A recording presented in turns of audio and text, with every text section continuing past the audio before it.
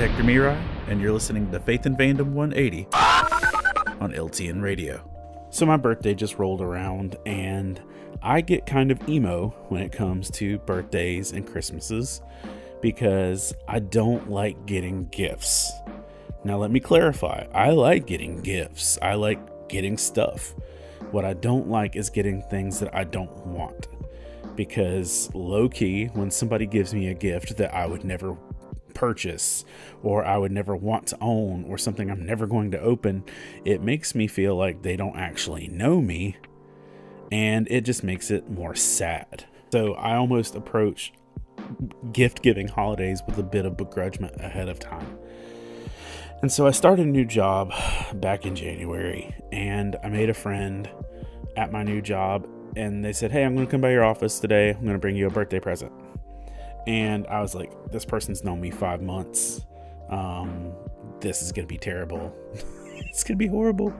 And they came by my office and they brought me a Pokemon Squishmallow, a Captain America Hawaiian shirt, and a framed Legend of Zelda piece of art.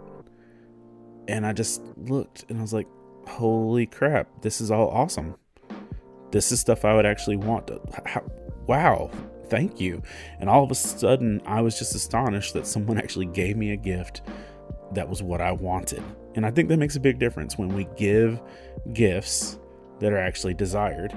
And it takes me back to this passage in Hosea chapter 6, verse 6, where we're hearing God through the prophet Hosea, and it says, for I desire mercy, not sacrifice, and acknowledgement of God rather than burnt offerings. And this is also a passage that Jesus will go on to later quote.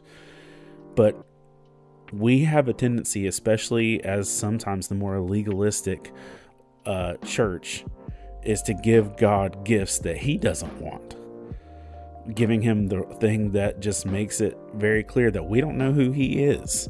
Because if we're giving him sacrifice and offerings and restrictions and legalism rather than mercy and grace and hearts that actually surrender to him, it's clearly showing that we don't know who he is and we don't know what he wants. But on the flip side, when we actually are giving him what he desires, it makes all the difference. If you'd like to learn more about Faith and Fandom, head on over to faithandfandom.org, where you can learn about our Comic-Con ministry, podcast, memes, apparel, and book series. You can even read new chapters before they make it to the next book. I'm Hector Mirai, and thank you for spending the last 180 seconds with me.